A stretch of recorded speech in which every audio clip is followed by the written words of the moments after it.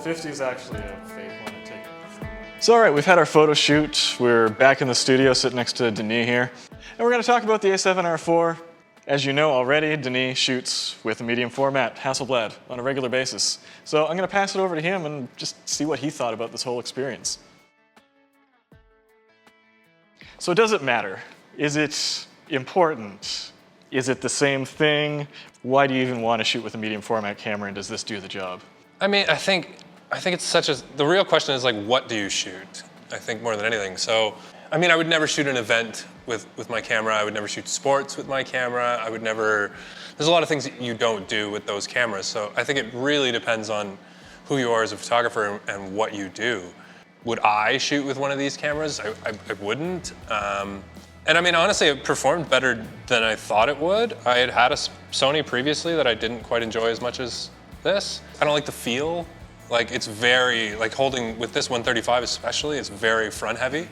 Yeah, there's no balance. Like, it's not balanced at all. Everything is... Yeah, some people would say, oh, just get the grip, but then all of a sudden you're looking at like another $300-400 to... You shouldn't have to. It shouldn't be like, oh, well, if you want this to be good, then you have to buy all these extra accessories. So I like the fact that when I'm shooting with the Hasselblad, and I'm just talking about aesthetic right now more than image quality, because we haven't necessarily looked at the images yet, but it slows me down. With this, it feels like you could just shoot hundreds of images and you're not paying attention as much, you're not paying attention to your framing as much. And there's no intentionality necessary. No, and I mean, I'm not a digital viewfinder person.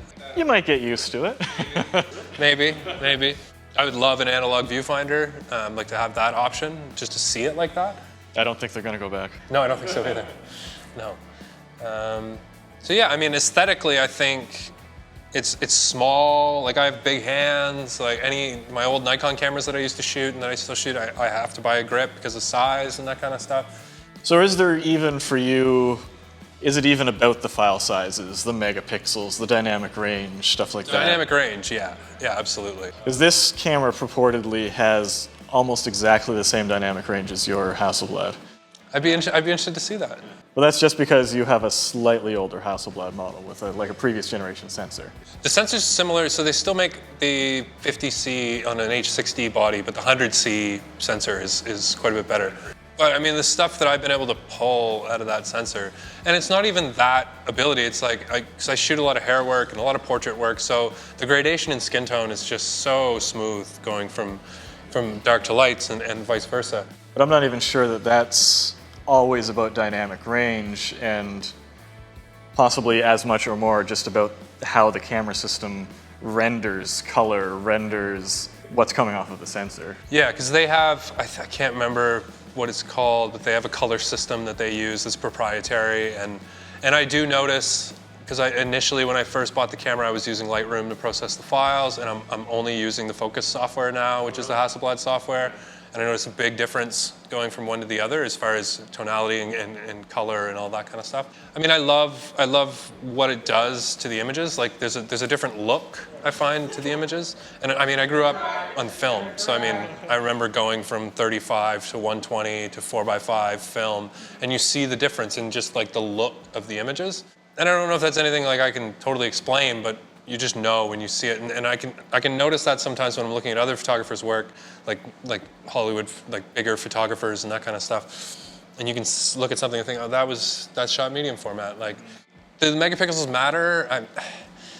It really depends on what you do. So like, if you're doing really huge print work, if you're like fine art photographer and you sell prints and that kind of stuff, absolutely. But I mean, you could shoot a 30 megapixel camera and print it humongous and you wouldn't see it. So I've had some instances where it's been very helpful where I would shoot something and a client just wants a small portion of the image, in which case they can take like a quarter of the image, print it big, and it looks great. I think megapixels is something that's people care way too much about it, and I don't think it's necessary, so. Like, I find even just I have two 24 megapixel bodies here. One of them has a weak anti-aliasing filter and one of them has a strong anti-aliasing filter. And just even between the two of them, there's an enormous difference in how much detail you get.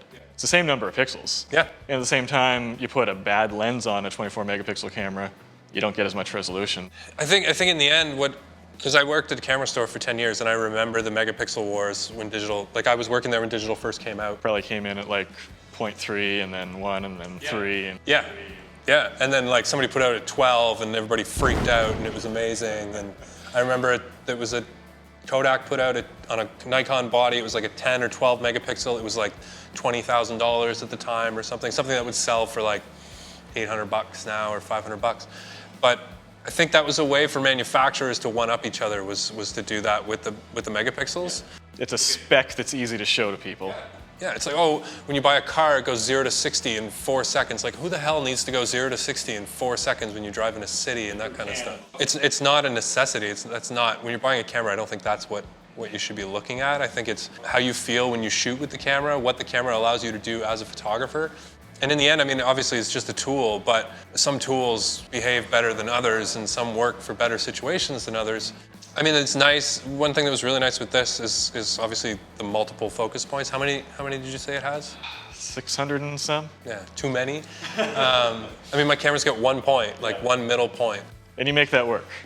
Yeah, I mean, but there's some situations where it'd be super helpful, you know, if I'm doing something where somebody's walking, well, they have to be in the center of the frame. Like, I can't have them off center. And that is a situation when megapixels are helpful, because then I can crop it and do it that way.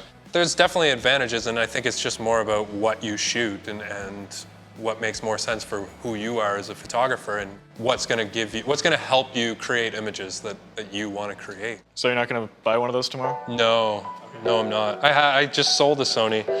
The R2?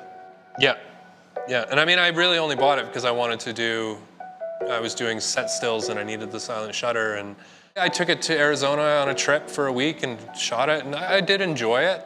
And the image quality is great. It's amazing what they do out of these little cameras. Yeah, the R2, that sensor is just fantastic sensor for its time. So I can imagine, you know, and they keep advancing. So I mean, I can imagine what it looks like coming out of this. And I mean, I went through like heavy gear phases and that kind of stuff where like, oh, you wanted this because it's the next best thing and it's the next and the latest and greatest. I just think there's so little focus on craft and creativity and which is where it should be. So if this camera helps you be a better photographer, then great.